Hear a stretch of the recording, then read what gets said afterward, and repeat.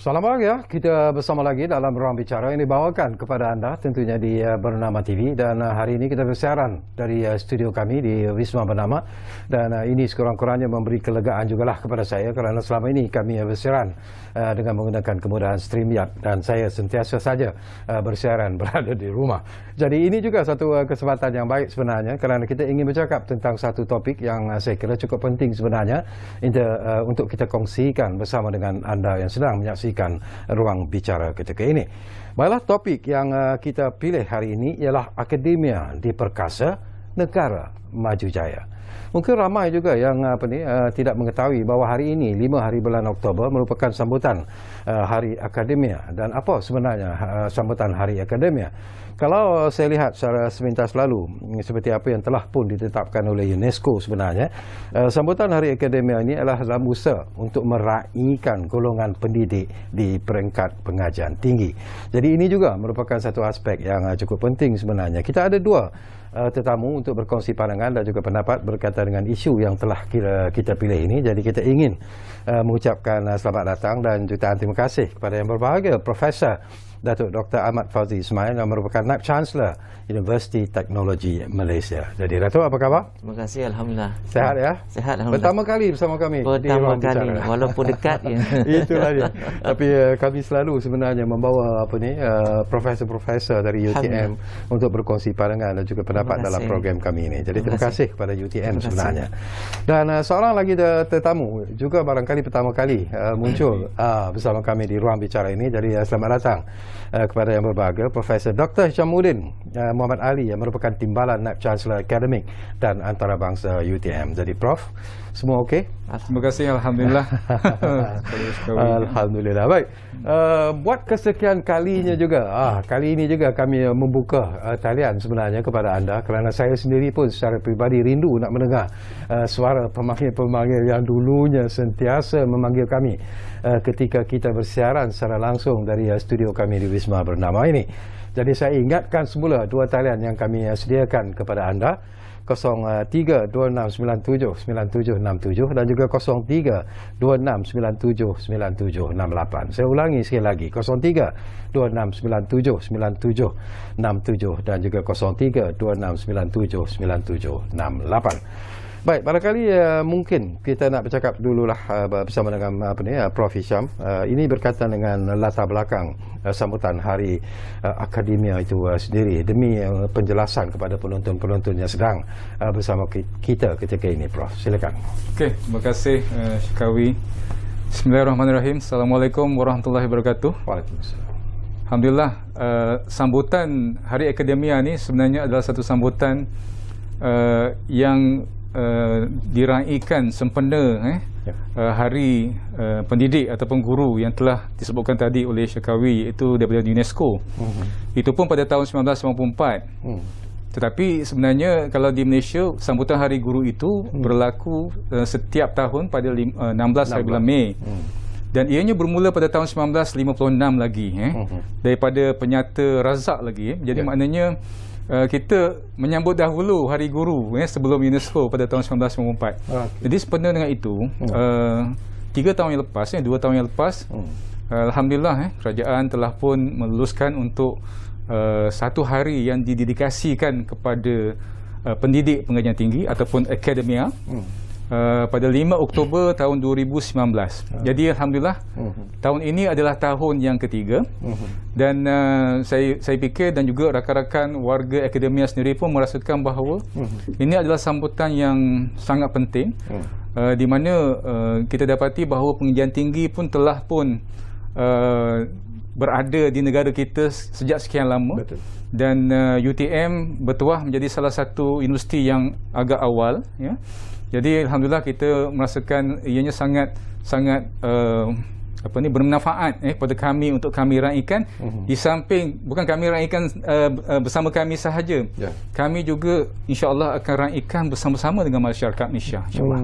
Baik, menarik. Baik, barangkali Datuk Fauzi, kita nak tahu jugalah tentang tema untuk tahun ini dan juga program-program yang telah disusun atur oleh UTM sendiri bagi meraihkan Hari Akademia ini. Jadi tema pada kali ini tahun 2021 ni dipilih berdasarkan senario semasa di negara kita ni. Dengan pandemik COVID-19 nya sejenis makhluk yang dijangka yang kita pun tak nak, tetapi kita terpaksa menghadapinya. Jadi tema akademik diperkasa digitalisasi di budaya ni dipilih bersempena keadaan pandemik norma baru ni. Jadi ini memberi penekanan kepada usaha untuk memperkasakan agenda pendidikan negara yang tinggi, khususnya di era digital ni. Kenapa? Disebabkan makhluk COVID-19 ini, maka ianya memberi impak besar kepada pendidikan tinggi negara. Para pelajar tak boleh masuk. Bukan saja di universiti, malah di sekolah kata-kata kan. Jadi ianya norma baru ini memberi cabaran yang besar.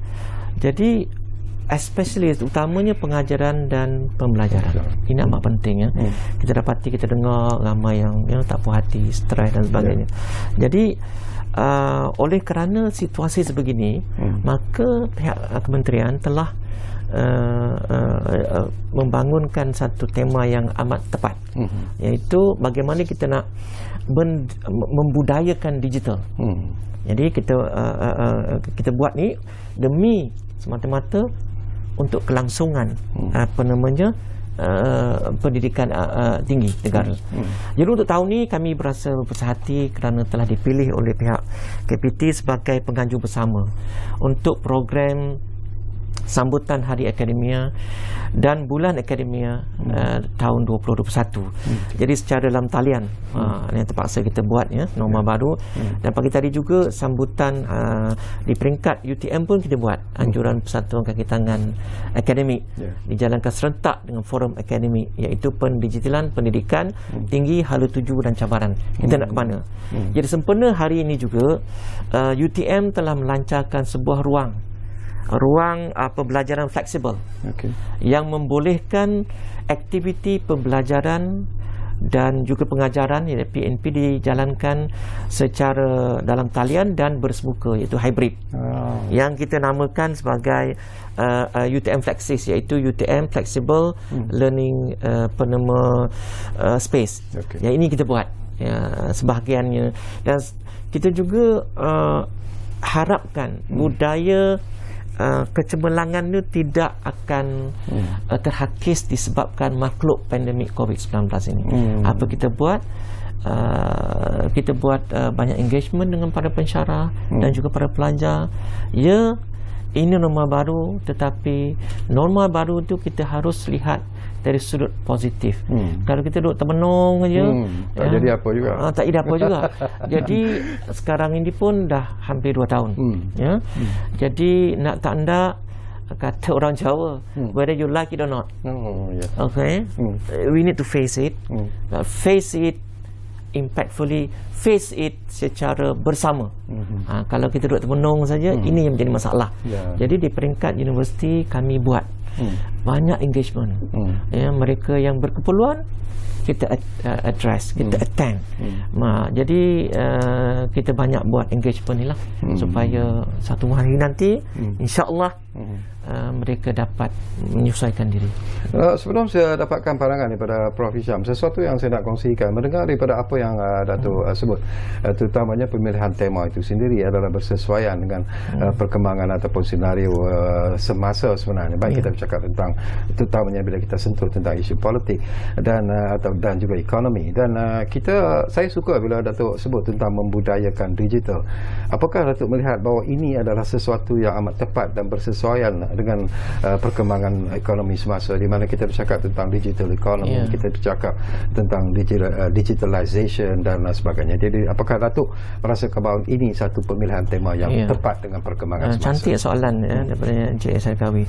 Sebenarnya sebelum makhluk pandemik ni datang, memang negara kita telah menuju dalam era IR 4.0. Jadi pada masa itu diwar-warkan IR 4.0, kita pun ikut, tetapi itulah bau.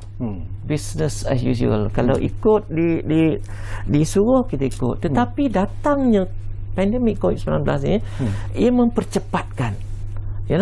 Bila ia mempercepatkan, ini menjadi satu aktiviti yang dijadikan sebagai budaya. Nak ke tak? You tak boleh keluar ni. Tapi nak kerja nak jalan. Jadi kena buka komputer. Cara tak langsung, ianya sebenarnya mempercepatkan aktiviti pembudayaan dan seterusnya menjurus kepada penyumbangan kepada perkembangan ekonomi negara. Rupanya dalam bidang pendidikan tinggi umpamanya, kita rasa terbanyak juga. Rupa-rupanya disebabkan pandemik ini, pendaftaran para pelajar luar negara walaupun taklah ini, tetapi meningkat. Meningkat juga. Meningkat.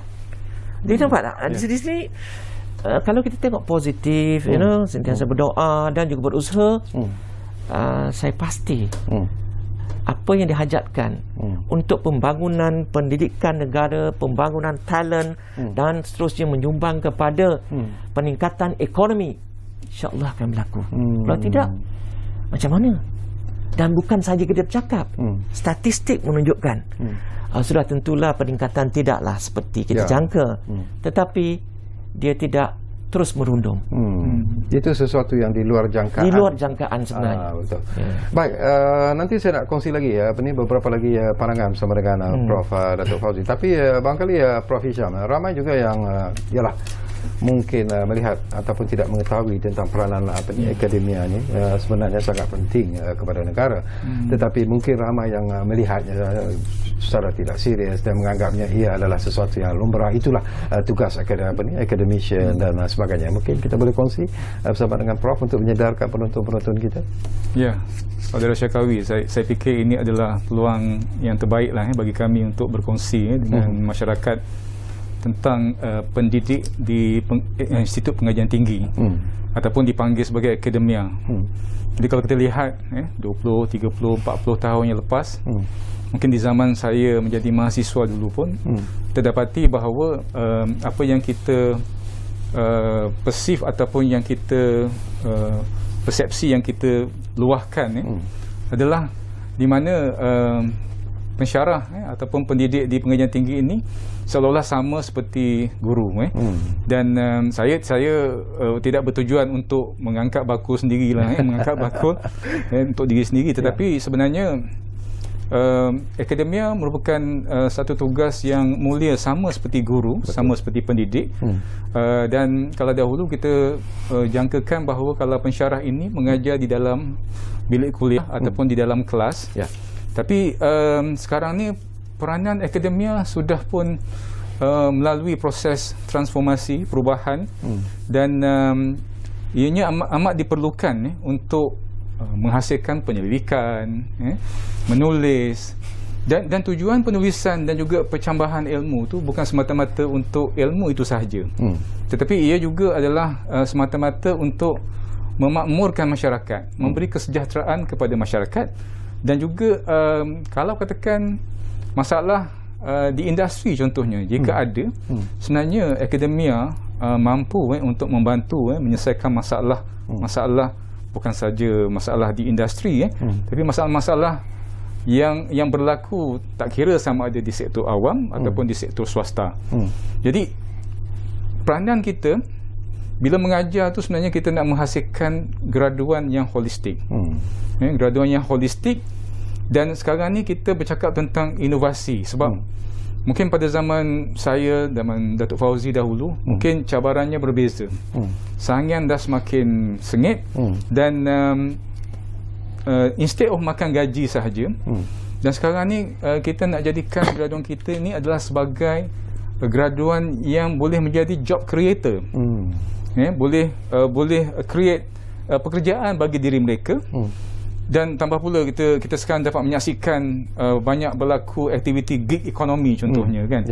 Jadi sekurang-kurangnya di peringkat awal, walaupun graduan kita didedahkan dengan cabaran masa kini dengan gig ekonomi, walaupun ramai yang menganggap ia hanyalah bersifat sementara, tapi itu adalah satu pendedahan yang pada kami sangat-sangat berguna sebab kita menjangkakan bahawa terutamanya di universiti awam, kita sebenarnya memiliki pelajar-pelajar yang B40 tu separuh dan kadang-kadang lebih daripada separuh daripada pelajar kita adalah daripada golongan B40, terutamanya bagi pelajar-pelajar kita panggil je undergraduate ataupun prasiswazah. Jadi inilah cabaran kita untuk mentransformasikan semua pelajar-pelajar kita tu daripada zaman persekolahan semasa tahun 1 sehinggalah SPM berapa tahun tu? 11 tahun. Dan kemudiannya kita diberi masa selama 3 hingga 4 tahun untuk untuk transformkan pelajar tersebut supaya apabila dia bergraduan dia dah bersedia dah untuk menghadapi cabaran dunia yang sebenar. Dan ini adalah sesuatu yang memang kita jangkakan begitu besar cabaran yang dihadapi oleh akademia.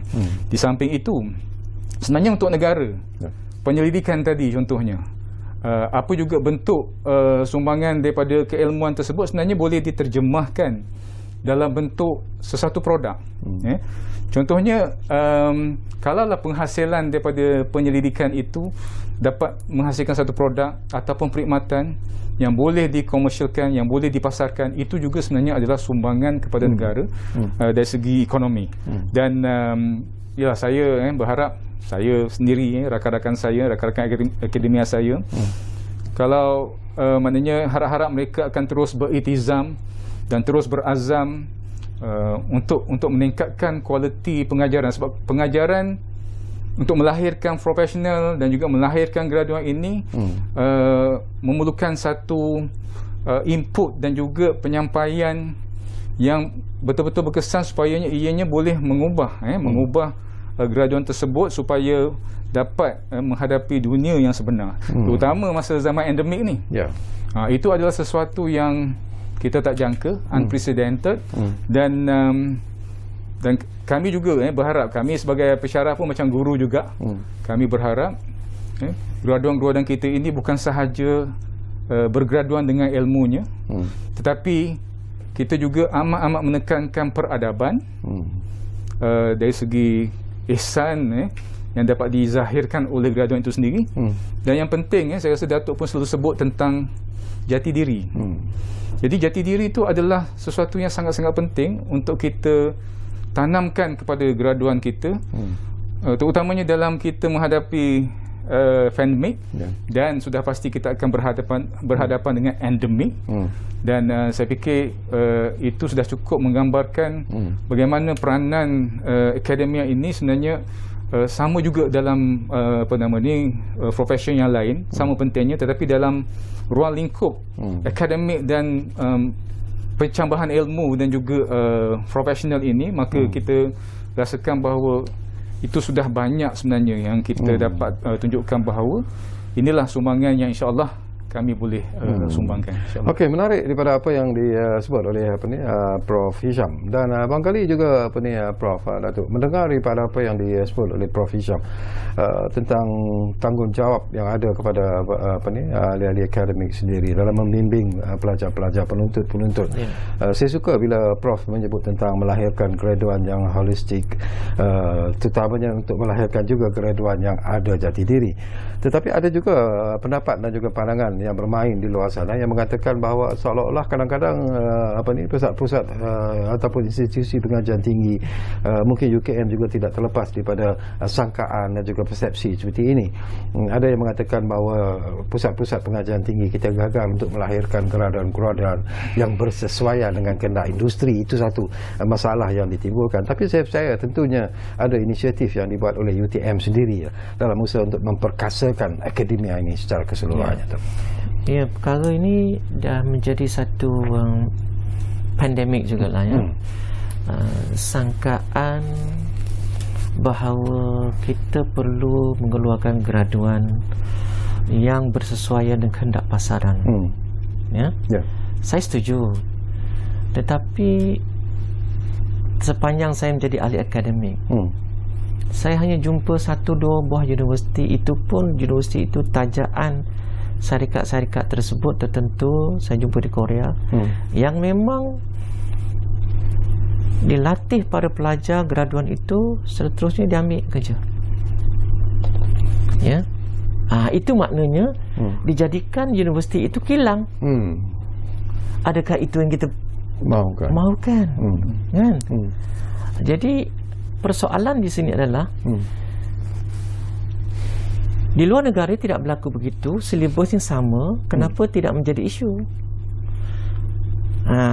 Jadi adakah kita ni sengaja create that issue dan meletakkan bahawa ketidakboleh pasaran itu hanya semata-mata tugas Institut Pengajian Tinggi, tak kisahlah swasta ke awam ke kan. Jadi kita kena lihat balik data-datanya, ya.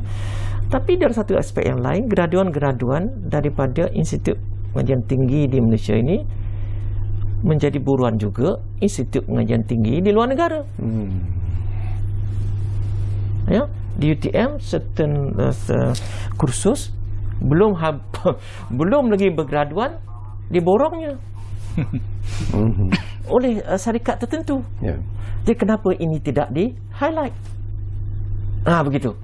Saya sekali lagi tidaklah too defensif, tetapi adakah ianya semata-mata terletak ke institusi pengajian tinggi? Ya, dengan satu semester kena 18 kredit, 20 kredit, ya, berapa jam, nak masuk lagi macam mana nak buat teko ni semua contoh kan. Jadi ini bermaksud statement itu pada saya kurang tepat. Keboleh pasaran ini bergantung juga kepada keadaan ekonomi sebuah negara. Kesediaan syarikat-syarikat, industri-industri itu membuka peluang pekerjaan, employment. Kan? Kalau kita keluar, graduan yang hebat, saya tak nak sebut negara-negara yang memang keluar yang hebat, semuanya pergi Amerika, Europe. Kenapa? Negara itu tidak mampu untuk menyediakan peluang pekerjaan. Adakah itu salah Institut Pengajian Tinggi? Tidak. Ia berkait ekonomi, berkait juga kesediaan syarikat ABC itu membuka peluang. Kalau dia tak buka, graduan AA, AAA pun tak dapat kerja juga. Jadi perkara ni kena timbang betul-betul. Ya. Dari segi bahasa, ya saya setuju. Tetapi tuan-tuan dan puan-puan minta maaf, Jepun, Korea, China boleh cakap bahasa Inggeris dengan baik ke? Kan? The mindset is the ultimate. The jati diri is the ultimate. Itu yang sepatutnya. So in order to do that, menghala ke situ, apa yang perlu buat? Kita kena perkasakan pada soalan Cik Syarkawi. Macam mana kita nak buat? Di UTM, apa kami buat? Saya mewawarkan the 5 big things. Iaitu yang pertama, kita nak memperkasakan, menambahbaikkan pengurusan staf. Yang kedua, kita nak menginstitusikan nilai trust university, integrity, sustainability dan sebagainya. Yang ketiga, kita nak memperkasakan impak pendidikan. Ini menghala ke situ. Buat research hanya adakah untuk keluarkan journal paper saja? Tidak. Kita mesti menjawab kepada masyarakat kerana mereka pembayar cukai. Dan hasil cukai itu diserahkan kepada kementerian-kementerian tertentu, kepada para penyelidik. Dan seterusnya, kita nak memperkasakan tadbir urus, the governance. Dia tak naklah benda-benda pelik-pelik berlaku kan. Dan seterusnya, penyampaian berprestasi tinggi, high performance delivery. Jangan cakap tak serupa bikin. Cakap nak cepat-cepat tapi berbau business as usual. So ini pada pandangan saya, kita perlu perkasakan, kita perlu highlightkan supaya kita boleh memperkasakan ahli akademik itu nanti seterusnya menyumbang kepada ekonomi negara. Okey, kita difahamkan Datuk dan juga Prof Hisham, ada dua pemanggil di talian kita sekarang ini. Ini pemanggil-pemanggil biasa kami sebenarnya yang lama saya tak dengar suara mereka. Kita ambil dulu Ridwan dari Pulau Pinang sudah pun ada di talian kami sekarang ini. Assalamualaikum Ridwan. Waalaikumsalam. Ya. Ya, Assalamualaikum Cik Syarkawi dan ahli panel. Waalaikumsalam. Ya. Okey, soalan saya yang pertama. tadi silabus yang ada tadi ahli panel sebut Ya. Saya tengok di universiti silabus banyakkan kursus-kursus silabus masih lama. Boleh tak kita ikut silabus tu ikut perkembangan semasa? Okey. Supaya pelajar-pelajar dia punya minda lebih luas. Sebab apa kita tengok kadang-kadang kita belajar contohnya bab-bab yang pelajar-pelajar dahulu lagi macam contohnya ada belajar Myanmar. Kadang-kadang kita dah main pada bukan negara maju, kita mesti pergi ke negara yang lebih maju kan. Ya. Yang tu salah satu contoh. Okey, yang kedua mengenai pandemik COVID-19 adakah kita akan buat penyelidikan supaya mungkin kita tadi kita buat penyidikan, kita buat penyelidikan macam mana kita nak menyelesaikan masalah pandemik COVID-19 kan. Okey. Sebab kita ada ramai penyelidikan ahli akademik ni dia ada terdiri pada dalam bidang kesihatan dan semua kan. Ya. Kalau kita boleh penyelidikan ni dia kaji macam mana untuk menyelesaikan masalah ni. Okey. Kemudian yang ketiga mengenai kreatif dan inovatif ni. Kita tengok kebanyakan pelajar-pelajar ni dia tak ada kreatif dan inovatif. Macam mana kita nak bagi pelajar-pelajar kita ni ada kreatif dan inovatif? Okey. Bukan lepas semasa belajar, selepas belajar. Okey. Sekian, terima kasih dapat harap ahli panel dapat menyelesaikan masalah ni. Okey. Terima kasih. Wassalam. Alright, terima kasih banyak-banyak Ridwan dari Pulau Pinang. Menarik juga persoalan yang anda bangkitkan. Baik, kita ambil satu lagi panggilan. Bahar dari Kuala Lumpur. Saya difahamkan dah pun ada bersiap sedia di talian kami sekarang ini. Assalamualaikum Tuan Bahar. Waalaikumsalam Sarkawi. Apa khabar? Baik, alhamdulillah. Bahar sihat? Balik nombor Sarkawi ni lah sebab tadi cepat sangat padam. Okey, sila Bahar. Okey, apa khabar pada dua ahli panel Sarkawi Alhamdulillah baik. Alhamdulillah sihat. Tapi satu je dia yang ingat sebab kita ni orang politik kena tak boleh sentuh pasal politik. Tadi saya dengar pun dah ada politik juga kan. Tak ada. Tapi saya taklah berat sangat. Pak Datuk cakap tadi kan. Saya nak tanya dengan dua ahli panel ni. Sekarang ni kerajaan dah bertukar. Menteri pun bertukar dan juga dia dulu letak jawatan dia ambil balik. Okey. Jadi sekarang ni apa nama ni impak dia kan apabila tenaga pengajar ni, pensyarah-pensyarah dan juga ketua-ketua jabatan, VC apa semua ni kan, dilantik atas satunya memanglah dia berkelayakan, tapi disebabkan kadang-kadang ada kabel politik dilantik tu. Jadi dia ada ke dia pro and con dia, baik buruk dia ke ataupun elok tak elok je kan. Sebab tadi seorang ahli panel bercakap berkenaan dengan pengundi 18. Jadi bila pengundi 18 ni dah dibagi peluang untuk jadi pengundi, jadi diorang ni ada ke diorang ni boleh dikaitkan dengan sokongan ke ataupun belajar ke apa tu, macam mana Sarkawi? Okey. Itu saya Sarkawi. Kalau boleh dapat ulas lah. Okey, terima kasih. Terima kasih. Ulas bagi jawapan bertulis pada saya. Okey. Okey, terima kasih Bahar dari Kuala Lumpur. Cuma satu pembetulan lah. Ahli panel kita tak bercakap pun tentang isu undi 18 itu kita tak sentuh langsung lah. Tapi yang lain tu mungkin ada jawapannya nanti. Tapi tak tahulah apakah kita nak berehat dulu buat seketika. Kita berehat dulu dan kembali nanti. Ada lagi soalan-soalan yang ingin kita sentuh dan sekaligus kita juga akan cuba menjawab soalan-soalan yang anda bangkitkan setakat ini. Tapi kalau yang lain masih lagi ada soalan-soalan yang ingin anda kongsikan, saya ulangi lagi talian yang perlu anda gunakan 03 2697 9767 03 2697 9768. Kita rehat dulu.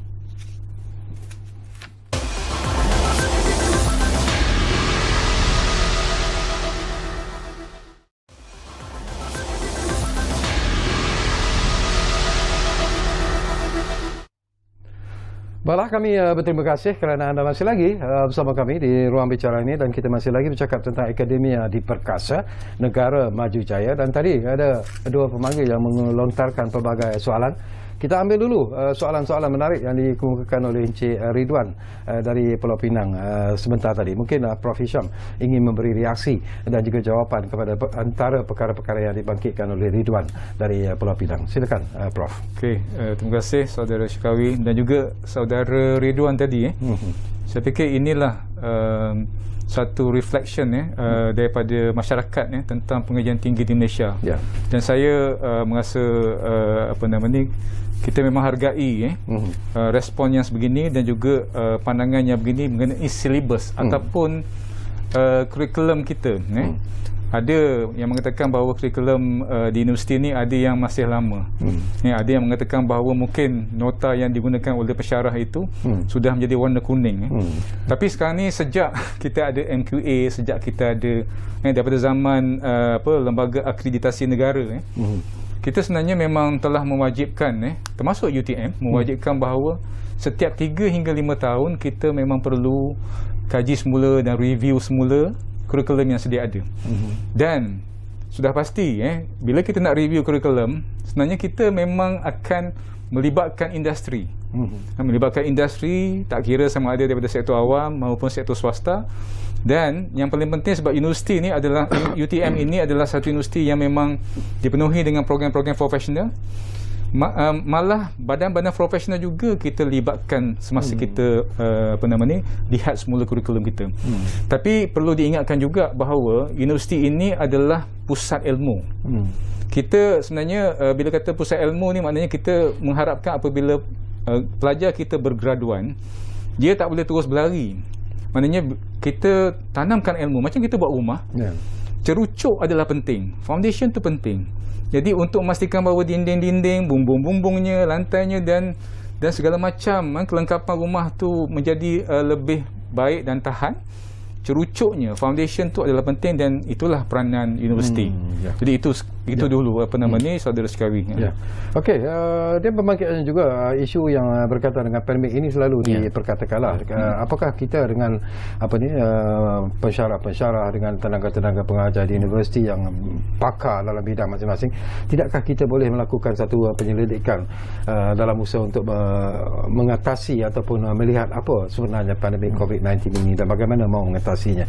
Mungkin Datuk boleh kongsikan. Terima kasih juga kepada Ridwan Ridwan. Soalan yang paling yang baik mengenai pendidikan untuk kita cuba menyelesaikan COVID-19 penyelidikan memang kita buat. Kementerian yang berkenaan, Kementerian KPT, MOSTI dan sebagainya telah menyediakan dana khas kepada para penyelidik untuk membantu mencari jalan penyelesaian bagaimana kalau tidak dapat membantu secara total, dapat membantu secara sebahagiannya bagi menghasilkan produk atau inovasi atau idea untuk membantu pencegahan di zaman pandemik COVID-19 ini. Dan sebuah negara di Amerika Selatan sebenarnya telah membuat pendidikan 20-30 tahun terdahulu mengenai perkara ini. Dan disebabkan oleh negara itu tak berapa ini dengan Barat, maka bekerjasama dengan sebuah negara di Asia. Dan apabila benda ni meletup macam ni, dan di situ bermulanya adanya vaksin semua kan, takkanlah vaksin boleh dihasilkan hanya dalam masa beberapa bulan. Pelik juga kan. Tetapi ini sebenarnya satu juga pengajaran kepada kita, ekosistem pendidikan negara mesti ada short term, medium term, long term dan very long term. Yang very long term ni tak banyak negara di dunia ini memikirkan benda tu. Kadang-kadang pasal tu apabila suatu benda tu timbul, ada satu negara saja yang dapat menyelesaikan. Jadi ini merupakan satu pengajaran jugalah. Tetapi menjawab memang ada. Memang ada beberapa buah universiti termasuk UTM pun mendapat pendanaan tersebut. Dan selain daripada itu, Encik Ridwan juga bertanya mengenai kreativiti pada pelajar dan inovasi. Ini satu soalan yang amat baik. So apa yang berlaku sekarang, bagaimana yang disebutkan oleh Prof. Syam tu tadi, kami di semua IPTA lah setahu saya. Sekarang ni silibus sentiasa ditambah baik. Every year, every 2 years begitu kan? Every 3 years. So penambahbaikan ini sentiasa dipantau, dan kami melantik para industrialis, pemain industri sebagai Industry Advisory Board untuk duduk bersama-sama dengan para academician, pada pentadbir akademik, untuk sama-sama menggubal kurikulum silibus itu, dan bagaimana untuk menghasilkan pada graduan pelajar yang lebih kreatif, inovatif. Biasanya pada tahun keempat, tahun kelima, setahun atau 2 tahun sebelum keluar, mereka akan menjalankan projek itu a practical project yang ada hubung kait dengan industri. Dan inilah kaedahnya untuk kita groom pelajar kita, supaya hasil nanti bila dia keluar dia dah dapat dah. Jadi oleh kerana itu, dari UTM kami punya graduate employability terkini 91.54%. Maknanya 91%. Dan lebih kurang 4 ke 5% pelajar UTM duduk di dalam premium. Maknanya mendapat gaji 4,000 lebih ke atas. Jadi besar. Jadi kalau sebelum pandemik dalam 94-95%. Sekarang turun sikit lah. Itu, tapi masih A lah, 90 lebih. Jadi inilah aktiviti ataupun inisiatif yang kita buat, in particular in UTM, supaya graduan kita sentiasa relevan. Okey, sesuatu yang penting juga, seringkas-ringkasnya lah, ini kita nak sentuh tentang apa yang disebut oleh Bahar. Tak tahulah sama ada Datuk ataupun Prof yang boleh menjawab. Yalah, kita tahu memang berlaku pertukaran kerajaan, Perdana Menteri dan sebagainya, menteri di peringkat menteri pun berlaku pertukaran. Apakah ianya memberi impak kepada pergerakan ataupun operasi universiti itu sendiri, Datuk? Kalaulah dia merujuk kepada yang terkini, rasanya tidak ada kesan langsung. Sebab apa? Di peringkat kementerian kita ada ketua setiausaha yang in charge of the operation, menteri strategiknya. Jadi pertukaran baru ini tidak memberi apa-apa kesan pada pandangan saya. Dan pelantikan saya nak share lah, walaupun tidaklah secara detail. Untuk nak melantik naib chancellor, biasanya pandangan dari kesatuan-kesatuan di dalam universiti, kaki tangan akademik, satuan kaki tangan am, satuan kaki tangan bukan akademik, majlis profesor dan senat. 5 buat kajian, buat survey siapa? Cik Sakawi ke, Fauzi ke, Hisham yang nak dipropos kepada pihak kementerian. Okey, selepas itu di peringkat kementerian ada search committee. Search committee akan menilai, dan search committee juga kemudiannya akan shortlist untuk panggil interview. Interview ini kita pun tak kenal orang tu. Masa interview tu baru kenal. Oh, Cik Sakiwi rupanya yang dilantik khas, profesional. Dan selepas interview ini akan dibawa kepada kementerian lah, atau pihak kementeri untuk dipertimbangkan untuk pelantikan. Itulah prosesnya. Maknanya bukannya saya suka Cik Sakiwi handsome ni, saya lantik. Saya rasa artinya dalam bahasa yang mudah, tidak ada campur tangan politik sebenarnya dalam pelantikan tersebut. Setakat saya tahulah. Sebalik itu wallahu alam. Tetapi prosesnya, credibility calon itu juga menjadi satu kriteria yang penting. Sebagai ahli akademik nak meneroka universiti, tengok-tengok latar belakang CV-nya, dok berapa molek. Tak boleh juga. Gitu. Okey, menarik jawapan kepada persoalan-persoalan yang dibangkitkan oleh pemanggil-pemanggil kita setakat ini. Barangkali Prof Hisham lah, kita dulu bercakap, ini pun satu isu yang sering dibangkitkan lah, bagaimana pelajar-pelajar ataupun para graduan kita yang sukar mendapat pekerjaan. Dan kalau kita lihat dari segi pengangguran di kalangan graduan pun, ianya menunjukkan satu jumlah yang agak membimbangkan kita sebenarnya. Tetapi bagaimana UTM sendiri menangani isu ini ataupun membantu graduan ini dari segi aspek mana sebenarnya? Baik, Saudara Syikawi, memang macam saya sebut awal tadi pun, sebenarnya graduan kita semakin lama semakin hari menghadapi cabaran yang besar untuk masuk ke alam dunia yang sebenar, terutamanya dalam dunia pekerjaan. Cabaran itu mungkin disebabkan oleh bilangan IPT ataupun institusi pengajian tinggi yang telah pun bertambah, bilangan penduduk pun bertambah. Macam Datuk sebut tadi, ia haruslah selari dengan pertumbuhan ekonomi kita. Jadi di UTM memang kita membantu pelajar dengan beberapa inisiatif. Inisiatif selain saya sebut awal tadi bahawa universiti adalah pusat ilmu, tetapi kita tak lupakan bahawa pengajaran dan pembelajaran bukan semata-mata berdasarkan buku teks, semata-mata berdasarkan kepada artikel dan sebagainya, tetapi kita sebenarnya cuba nak berkongsi pengalaman dengan pelajar. Pengalaman di dalam kampus, pengalaman di luar kampus, dan satu pendedahan pengalaman yang kita telah initiatekan adalah yang kita panggil sebagai work-based learning.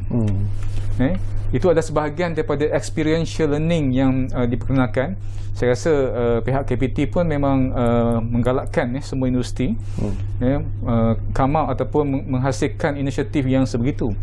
Tapi di UTM, bila kita sebut pasal work-based learning, kita sebenarnya akan bekerjasama dengan pihak industri. UTM adalah universiti yang banyak bekerjasama dengan industri, swasta maupun sektor awam, di mana daripada kerjasama ini sebenarnya bukan semata-mata untuk rekrut graduan kita, tetapi di masa yang sama mereka juga akan terlibat dalam proses pembelajaran pelajar itu semasa berada di universiti selama 4 tahun ataupun 3 tahun. Jadi apa yang berlaku ialah bila kita ada inisiatif work base ni, bermakna pelajar-pelajar ni kita akan dedahkan dengan projek yang sebenar. Projek yang sebenar di mana pelajar-pelajar ini nanti akhirnya akan mendapat pengalaman seperti mana pengalaman mereka akan bekerja nanti. Walaupun dia punya ekspektasi itu tidaklah seperti orang yang dah bergraduan, tetapi inilah bentuk pendedahan yang kita berikan kepada pelajar-pelajar kita. Dan saya fikir dengan inisiatif ini sebenarnya dan saya percaya diamalkan juga oleh universiti yang lain juga. Dan saya percaya ini akan nombor satu membuka peluang pelajar itu untuk mempersiapkan dirinya untuk bergraduan. Yang keduanya, kita akan menjadi lebih baik, kita akan bersahabat baik dengan para industri. Dan apabila itu berlaku, saya fikir kita di pusat ilmu, industri yang menyediakan pengalaman, dan insya-Allah bila kita gambling bersama-sama dengan pihak industri, maka kita percaya bahawa graduan yang terhasil besok insya-Allah graduan yang boleh bersedia untuk menghadapi kehidupan di masa hadapan, insya-Allah. Okey. Baik, ini pun satu lagi isu yang penting juga Datuk Fazli ya. Saya difahamkan pada 15 Oktober nanti pelajar-pelajar akan dibenar masuk ke kampus untuk meneruskan pengajaran mereka. Betul. Persiapan UKM sendirilah dari segi SOP pergerakan pelajar, SOP dan sebagainya itu. Apakah UTM sebenarnya sudah pun bersedia untuk menerima semula kemasukan pelajar-pelajar ini? Untuk pengetahuan Cik Syikawi dan juga para penonton, memang kita sentiasa bermusyawarat mengenai kemasukan pelajar ni. Pelajar is our main asset lah.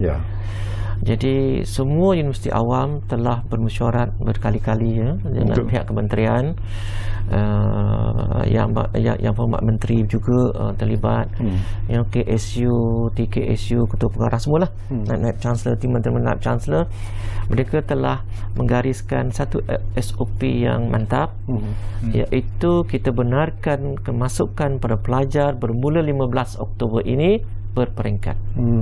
Ada 6 peringkatnya. Jadi peringkat-peringkat ini, yang pertama, ini rukun ni. Rukun yang pertama mesti ada dah komplit 2 dos. Ini rukun pertama. Adalah mengatakan, kenapa tak bagi masuk gini ni? Sekarang nak masuk masjid pun disuruh tengok nak masuk mall pun nak tengok. Itu makna rukun yang pertama.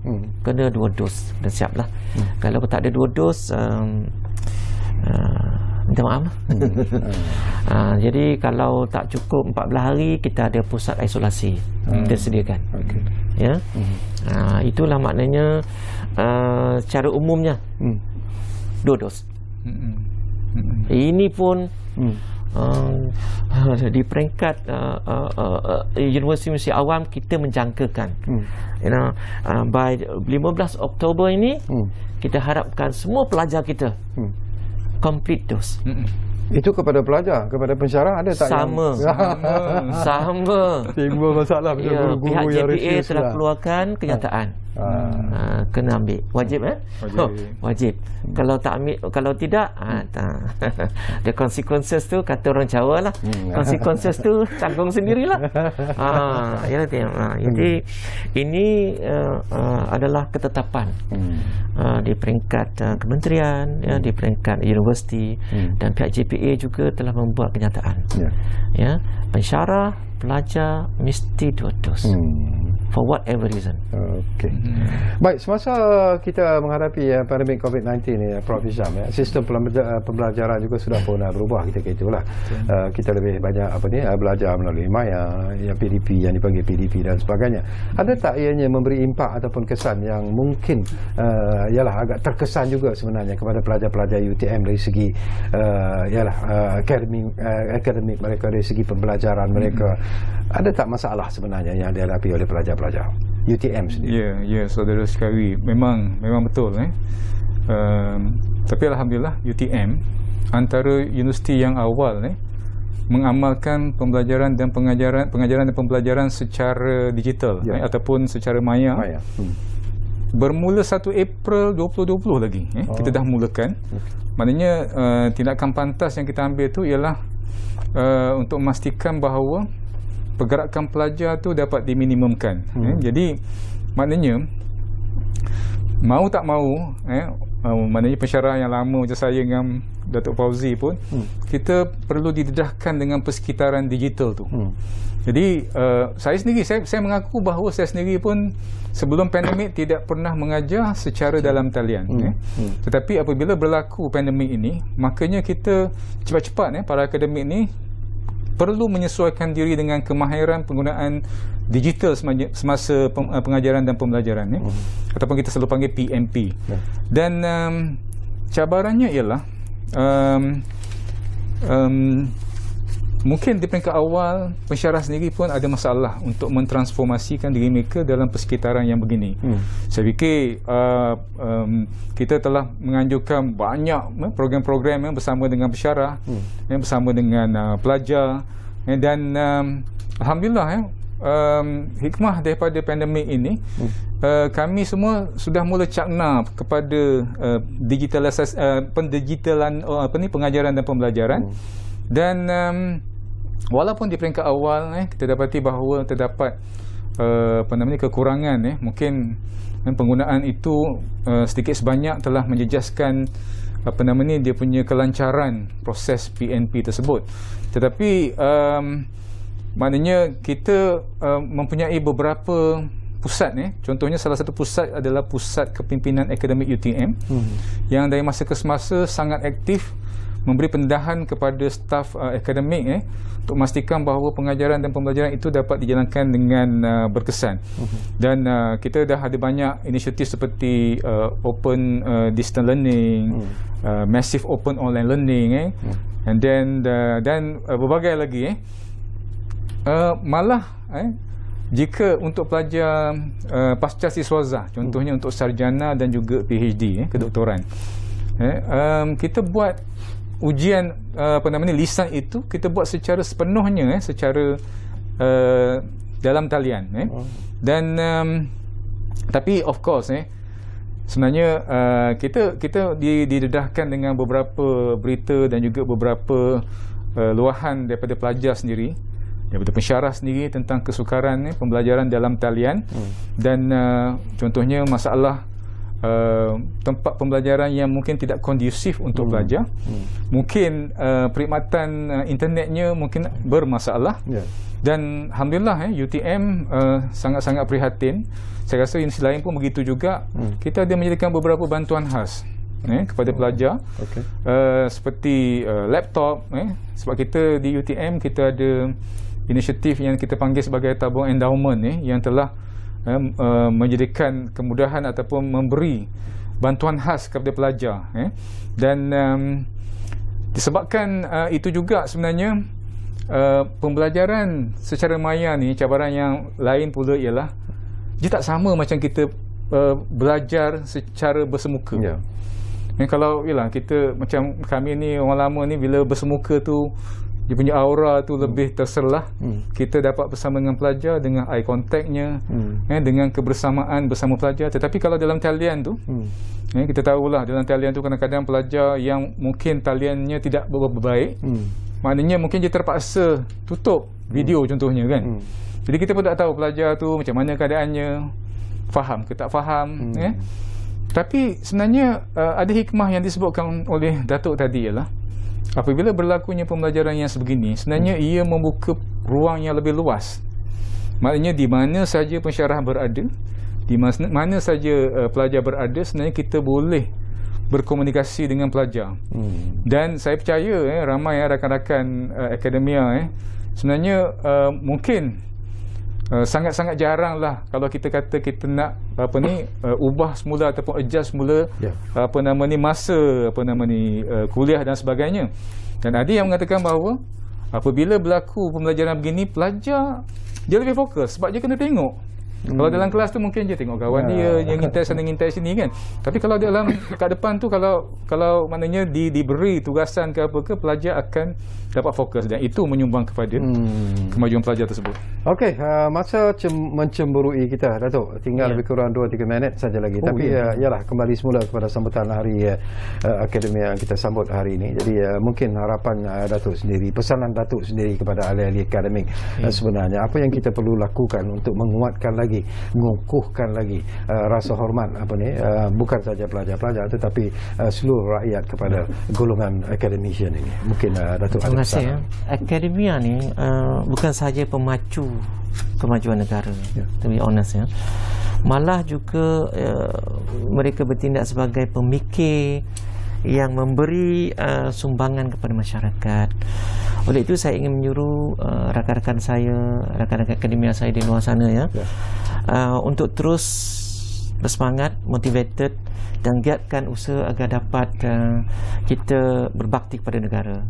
Seterusnya dalam kesempatan ini saya ingin merakamkan ucapan setulus penghargaan kepada semua pensyarah, tenaga pengajar dan juga ahli akademik di seluruh negara atas segala usaha mereka selama ini mencurahkan bakti, sumbang bakti khususnya dalam pembangunan pendidikan tinggi negara. Ini meliputi tenaga pengajar di Institut Pengajian Tinggi, awam dan swasta, kolej matrikulasi dan institusi institut latihan kemahiran TVET dan sebagainya.